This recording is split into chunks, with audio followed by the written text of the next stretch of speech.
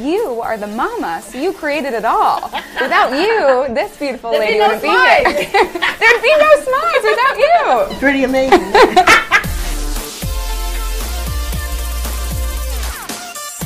Hi guys, it's Donna, and I'm here with two legends, Miss Tyra Banks and the mama who created her, Carolyn. And this is Donna off air. Hi guys. Hi. How are you? Good. You guys are here. You wrote a book together. Let's say it together. Perfect is boring. When people look at you, they really don't believe that you could have insecurities. But you did, and you did when you were younger.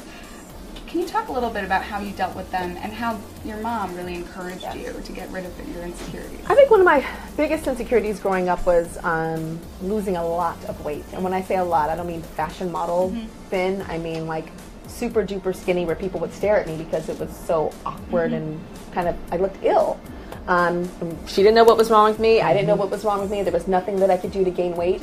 This was between 6th and 7th grade. I grew 3 inches and lost 30 pounds in 3 months. Wow. Yeah, I think I took her to about 6 doctors. Yes. Trying to find out what was wrong. And so I was a very sad girl during those years, and I just put my nose in a book.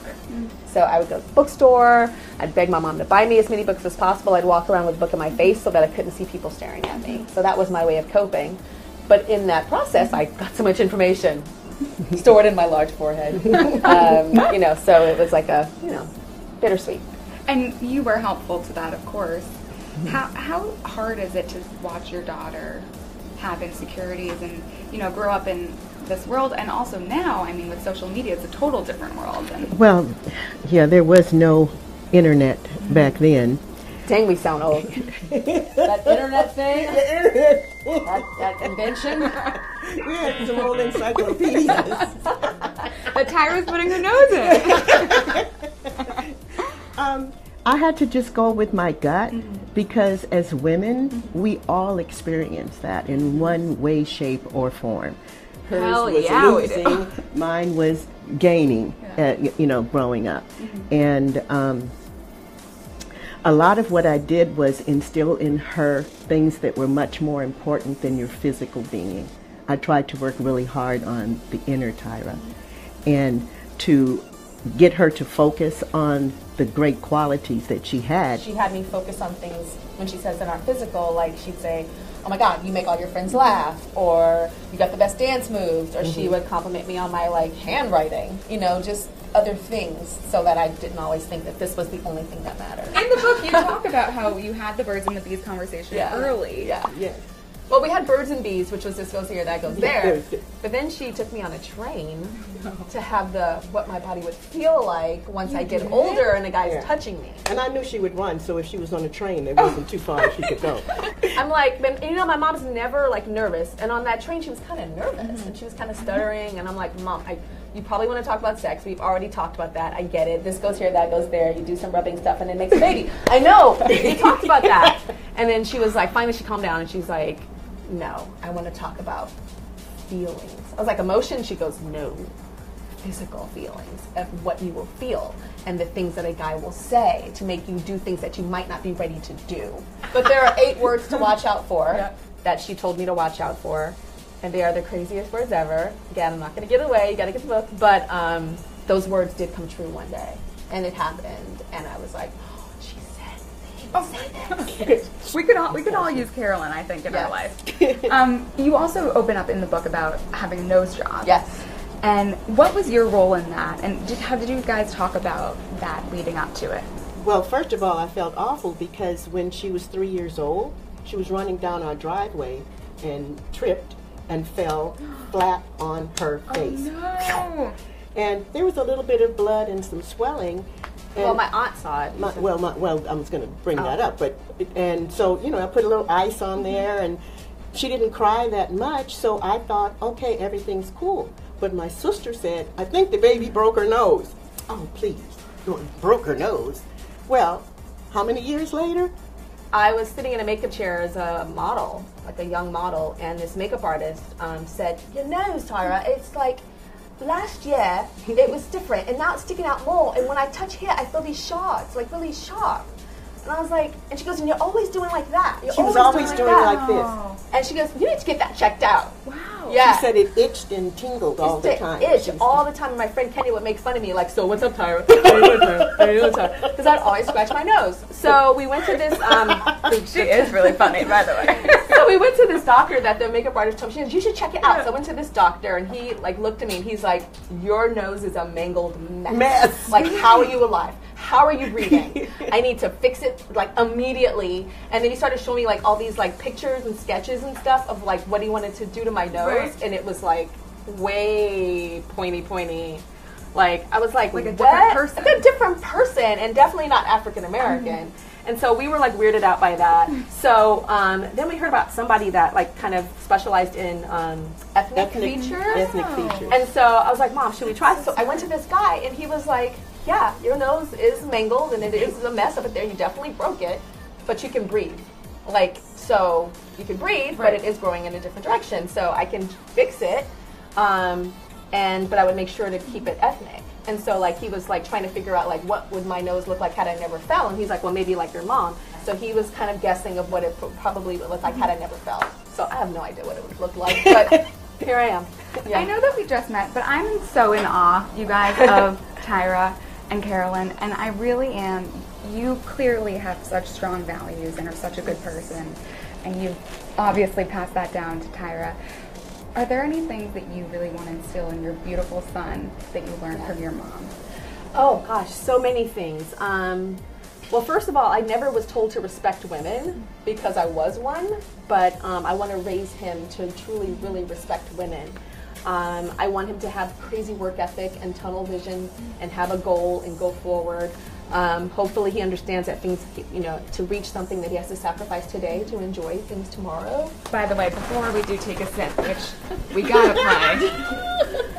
play, got it. Take a sip with our huge wine glass. This is filled with green tea.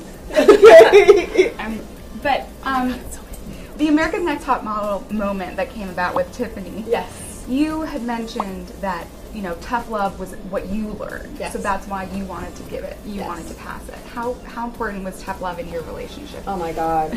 Tough love was like, that's I think what made me what I am today is my mom being really tough on me in certain situations.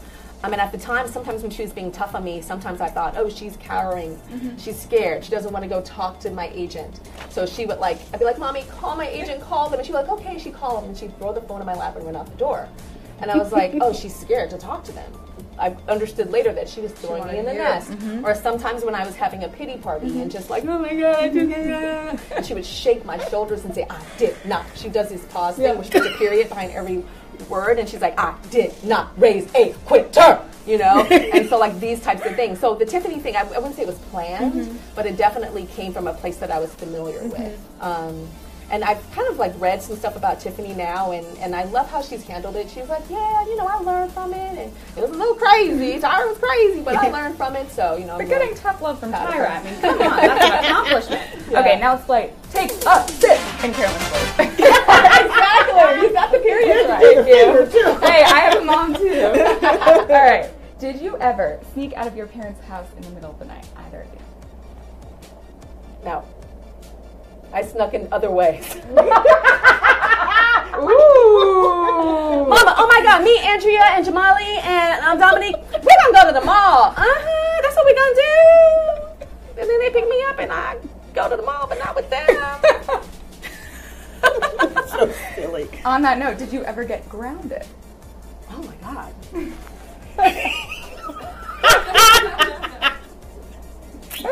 Would you chug that if you could? Oh my God, it's full of sugar. This is good. Green tea, my butt. This is like honey tea. This is so good. My son would be all up in this. Did you ever get grounded? No. Really? No, I didn't get grounded. I got my butt whipped. Okay, did you guys ever cheat while on a diet? Hell yeah. Hell yeah. Double sip. Come on. Carolyn's like, give me some of that. Okay. Have you ever continued arguing about something while knowing that the other person's actually right? Give me some. I think we did it last night.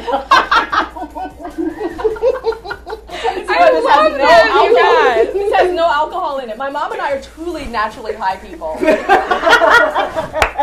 I know, it really does, no alcohol. We count all this sugar from this honey. Have you ever been so nervous before a gig that you bailed? No. I push forward in my discomfort. Oh wait, that's not true. Wait. I was going to say. When I was a kid, and I had to give a speech about Vanessa Williams, and I freaked the hell out and ran off the stage. And I wanted to take a drink because she embarrassed the hell out of me. Guys, thank you so much. You have been an absolute pleasure.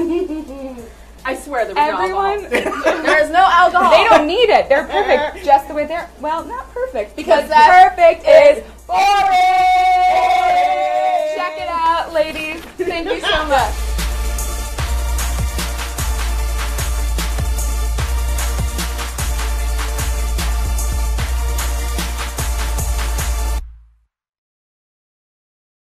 Hello Today fans, thanks for checking out our YouTube channel. Subscribe by clicking that button down there and click on any of the videos over here to watch the latest interviews, show highlights, and digital exclusives.